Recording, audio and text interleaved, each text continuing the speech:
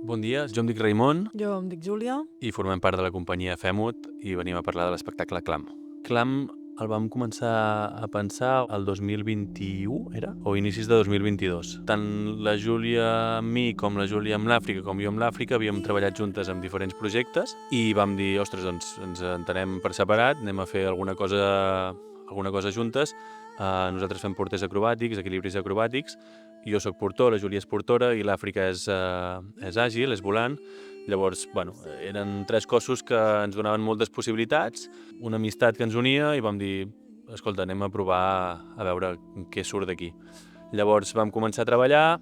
Durant aquests darrers anys han arribat 3 criatures, 4 anys de feina, molt dilatat, a més tenim altres projectes fora i aquí. També crec que és un dels elements que nosaltres vam escollir.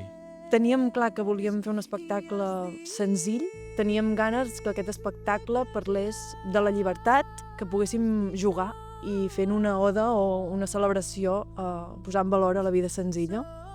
Els tres formem part del col·lectiu de professionals de circ, de diferents maneres, i hem treballat molt per això, no? Perquè creiem que en el territori fa falta tenir un espai de circ, feia falta un col·lectiu de professionals, feia falta un teixit. Nosaltres hem decidit apostar per aquest espai, apostar per al col·lectiu i fer la creació 100% aquí, tant a la Guixera com al canal.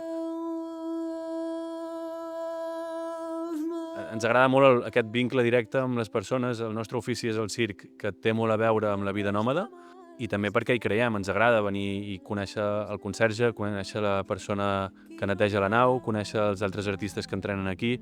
Tot ens ha portat a això, no? A estar aquí i a treballar a casa.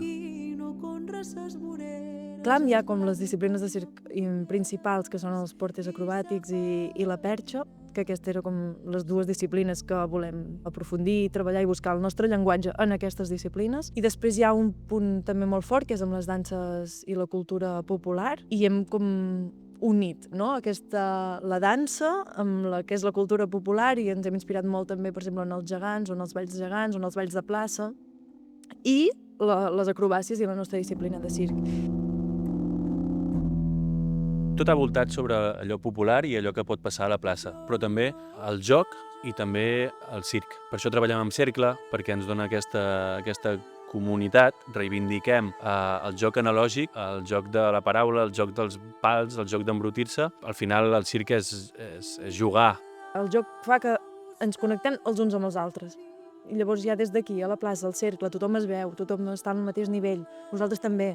Potser és el que hem trobat que volia dir, aquesta llibertat de la que volíem parlar, és aquesta. No té més secret, l'únic que nosaltres ho posem en escena i ens hi guanyem la vida, però quina sort que podem jugar i fer el que a nosaltres ens agrada.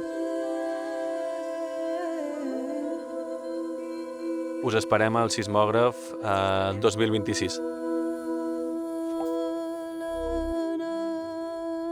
Excavador, qui pateix de mal l'esquena i malanat és llaurador, qui no llaura